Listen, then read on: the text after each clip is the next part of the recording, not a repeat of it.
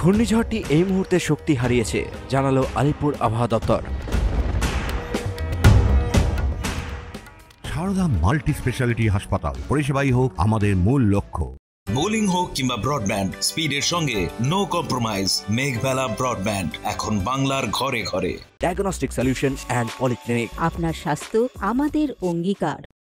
ঘূর্ণিঝড়টি এই মুহূর্তে শক্তি হারিয়ে সুস্পষ্ট নিম্নচাপ রূপে উত্তর পূর্ব তেলেঙ্গানা, উড়িষ্যা এবং দক্ষিণ ছত্তিশগড়ের উপরে রয়েছে। আগামী 6 ঘন্টায় এটি আরও শক্তি হারিয়ে একটি নিম্নচাপ রূপে অবস্থান করবে। এই সিস্টেমটির ফলে আমাদের রাজ্যে খুব একটা বেশি প্রভাব পড়েনি। এর ফলে বুধবার ও বৃহস্পতিবার দক্ষিণবঙ্গে মেঘলা আকাশ এবং ছিটে ফোটা বৃষ্টির সম্ভাবনা রয়েছে। আগামী 10 তারিখের পরে কলকাতার তাপমাত্রা 20 নিচে নামার সম্ভাবনা, জানালো আলিপুর আবহাওয়া দপ্তর।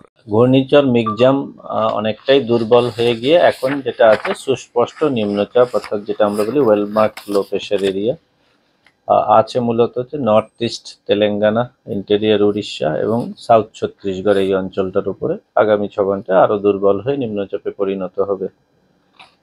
আগেও যেটা বলেছিলাম যে এটার থেকে কোনো ইম্প্যাক্ট আমাদের ছিল না, হয়ওনি। এখনো যেটুকু আছে সেটা হচ্ছে আজকে 6 তারিখ এবং আগামীকাল 7 তারিখ দক্ষিণবঙ্গের জেলাগুলোতে খুব হালকা বৃষ্টির একটা সম্ভাবনা থাকছে। মূলত মেঘলা থাকবে 7 তারিখ অবধি। 8 তারিখ থেকে কিন্তু আকাশ পরিষ্কার হবে আর কি। এবং ন্যাচারালি 8 তারিখের পর থেকে কিন্তু রাতের তাপমাত্রা গ্র্যাজুয়ালি কমা শুরু হবে। এক্সপেক্টেড যে 10 তারিখের পরে হয়তো কলকাতায় 20-র নিচে তাপমাত্রা নামবে। এখন প্রায় 21 চলছে, মাঝে 22 হয়ে গেছিল। তো যতক্ষণ ক্লাউডিনেসটা থাকবে অর্থাৎ মেঘলা থাকবে ততক্ষণ কিন্তু রাতের তাপমাত্রা কমবে না, মানে আগামীকাল 7 তারিখ অবধি। 8 তারিখ থেকে এক্সপেক্টেড যে ধীরে ধীরে এই আকাশ পরিষ্কার হবে, উত্তর পশ্চিম দিক থেকে হাওয়া শুরু হবে এবং রাতের তাপমাত্রা অর্থাৎ মিনিমাম টেম্পারেচার কমা শুরু হবে। আফটার 10th আশা করা যায় একবার 20-র নিচে কলকাতায় প্রথম তাপমাত্রা নামা শুরু হবে, তারপরে আরেকটু সেটা কন্টিনিউ করবে সেই ফলটা। আর এই দুদিন যেহেতু মেঘলা থাকবে, ম্যাক্সিমাম টেম্পারেচারটাও অনেকটাই কম থাকবে মেঘলা থাকার জন্য। কোথাও কোনো রকম ওয়ার্নিং বা সতর্কতা এই মুহূর্তে কিছু নেই।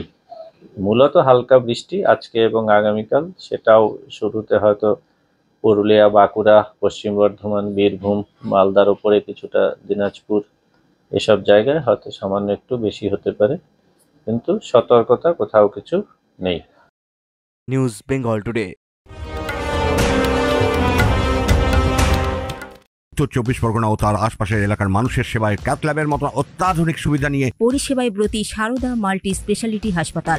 একই ছাদের তলায় মানুষ সাধারণ চিকিৎসা থেকে শুরু করে 24 ঘন্টা cath lab, MRI, CT scan, এনআইসিইউর মতো সুবিধা এবার থেকে পেয়ে যাবেন সারদা মাল্টি স্পেশালিটি হাসপাতালে। প্রয়োজনে যোগাযোগ করুন 033-2592-0730, 2593-0730, 2593-3562 ও 9331275635 নম্বরে। আমাদের ঠিকানা Royal Park, Kalyani expressway, Barrackpore, Kolkata 7,01,021। Sarada multi speciality হাসপাতাল, পরিষেবাই হোক আমাদের মূল লক্ষ্য। ব্যারাকপুর লালকুটিতে ডায়াগনস্টিক সলিউশন অ্যান্ড পলিক্লিনিকের সাথে শুরু করুন আপনার সর্বোত্তম স্বাস্থ্যের যাত্রা, যেখানে আধুনিক প্রযুক্তি এবং সহানুভূতি একই স্রোতে মিলে যায়। ইসিজি এবং ইএমজি থেকে শুরু করে এনসিবি পর্যন্ত এবং রক্ত পরীক্ষার সুবিধা নিয়ে এসেছে ডায়াগনস্টিক সলিউশন অ্যান্ড পলিক্লিনিক। অত্যাধুনিক সুবিধা, ডায়াগনস্টিক পরিষেবা, অর্থোপেডিক্স এবং সার্জারির বিশেষজ্ঞদের সাথে কনসাল্ট করে এক সঠিক চিকিৎসা পেতে হলে আপনাদের আসতেই হবে ডায়াগনস্টিক সলিউশন অ্যান্ড পলিক্লিনিকে।